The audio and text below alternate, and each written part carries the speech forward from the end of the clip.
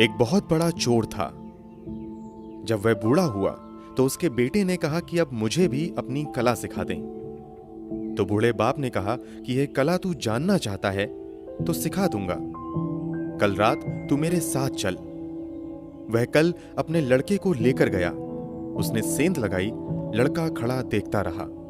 वह इस तरह सेंध लगा रहा है, इतनी तन्मयता से कि कोई चित्रकार जैसे चित्र बनाता हो, कि कोई मूर्तिकार मूर्ति बनाता हो, कि कोई भक्त मंदिर में पूजा करता हो। ऐसी तन्मयता, ऐसा लीन, इससे कम में काम भी नहीं चलेगा। वह मास्टर थीफ था। वह कोई साधारण चोर नहीं था, सैकड़ों चोरों का गुरु था। लड़का कप रहा है खड़ा हुआ। रात ठंडी नहीं है, लेकिन कपकपी छूट रही है। उसकी रीढ़ में बार बार घबराहट पकड़ रही है। वह चारों तरफ चौंक चौंक कर देखता है, लेकिन बाप अपने काम में लीन है। उसने एक बार भी आंखें उठाकर यहां वहां नहीं देखा। चोरी की सेंध तैयार हो गई। बाप बेटे को लेकर अंदर गया। बेटे के तो हाथ पैर कांप रहे हैं। जिंदगी में ऐसी घबराहट उसने कभी नहीं जानी। और बाप ऐसे चल रहा है जैसे अपना घर हो। वह बेटे को अंदर ले गया। उसने दरवाजे के ताले तोड़े। फिर एक बहुत बड़ी अलमारी में, वस्त्रों की अलमारी में, उसका ताला खोला और बेटे को कहा कि तू अंदर जा। बेटा अलमारी में अंदर गया।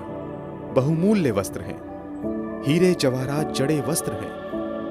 और जैसे ही वह अंदर गया, बाप ने ताला लगाकर चाबी अपने खीसे में डाली। लड़का अंदर, चाबी खीसे में डाली, बाहर गया। दीवाल के पास जाकर जोर से शोरगुल मचाया, चोर चोर, और सेंध से निकलकर अपने घर चला गया। सारा घर जाग गया, पड़ोसी जाग गए। लड़के ने तो अपना सर पीट लिया अंदर कि यह क्या सिखाना हुआ। मारे गए। कोई उपाय भी नहीं छोड़ गया बाप निकालने का। चाबी भी ले गया, ताला भी लगा दिया। घर भर में लोग घूम रहे हैं। सेंध लग गई है और लोग देख रहे हैं। पैर के चिन्ह हैं। नौकरानी उस जगह तक आई जहां अलमारी में चोर बंद है।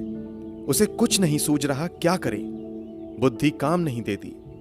बुद्धि तो वहीं काम देती है अगर जाना माना हो, किया हुआ हो। बुद्धि तो हमेशा बासी है। ताजे से बुद्धि का कोई संबंध नहीं। यह घटना ऐसी है, इतनी गई है कि ना तो कभी की, ना कभी सुनी, ना कभी पढ़ी, ना कभी किसी चोर ने पहले कभी की है कि शास्त्रों में उल्लेख हो। कुछ सूझ नहीं रहा। बुद्धि बिल्कुल बेकाम हो गई। जहां बुद्धि बेकाम हो जाती है, वहां भीतर की अंतस चेतना जागती है। अचानक जैसे किसी ऊर्जा ने उसे पकड़ लिया और उसने इस तरह आवाज की जैसे चूहा कपड़े को कुतरता हो। यह उसने कभी की भी नहीं थी जिंदगी में। वह खुद भी हैरान हुआ अपने आप पर। नौकरानी चाबियां खोज कर लाई। उसने दरवाजा खोला और दिया लेकर उसने भीतर झांका कि चूहा है शायद। जैसे ही उसने दिया लेकर झांका, उसने दिए को फूंक मारकर बुझाया। धक्का देकर भागा, सेंध से निकला। 10-20 आदमी उसके पीछे हो लिए। बड़ा शोरगुल मच गया। सारा पड़ोस जाग गया। वह जान छोड़कर भागा। ऐसा वह कभी नहीं भागा था। उसे यह समझ में नहीं आया कि भागने वाला मैं हूं, जैसे कोई और ही भाग रहा है। एक कुएं के पास पहुंचा। एक चट्टान को उठाकर उसने कुएं में पटका।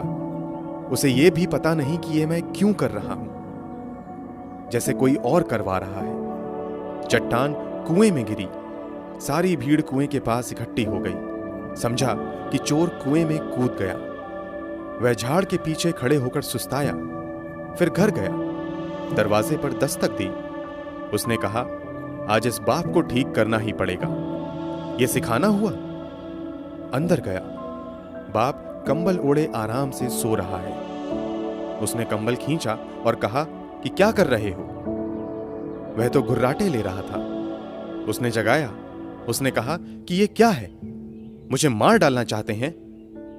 बाप ने कहा, तू आ गया, बाकी कहानी सुबह सुन लेंगे। मगर तू सीख गया, अब सिखाने की कोई जरूरत नहीं। बेटे ने कहा, कुछ तो कहो, कुछ तो पूछो मेरा हाल, क्योंकि मैं सो ना पाऊंगा। तो बेटे ने सब हाल बताया कि ऐसा ऐसा हुआ। बाप ने कहा, बस तुझे कला आ गई, तुझे आ गई कला, ये सिखाई नहीं जा सकती। लेकिन तू आखिर मेरा ही बेटा है, मेरा खून तेरे शरीर में दौड़ता है। बस हो गया, तुझे राज मिल गया। क्योंकि चोर अगर बुद्धि से चले तो फंसेगा, वहां तो बुद्धि छोड़ देनी पड़ती है। क्योंकि हर घड़ी नई है, हर बार नए लोगों की चोरी है, हर मकान नए ढंग का है। पुराना अनुभव कुछ काम नहीं आता। वहां तो बुद्धि से चले कि उपद्रव में पड़ जाओगे, वहां तो अंतस चेतना से चलना पड़ता है।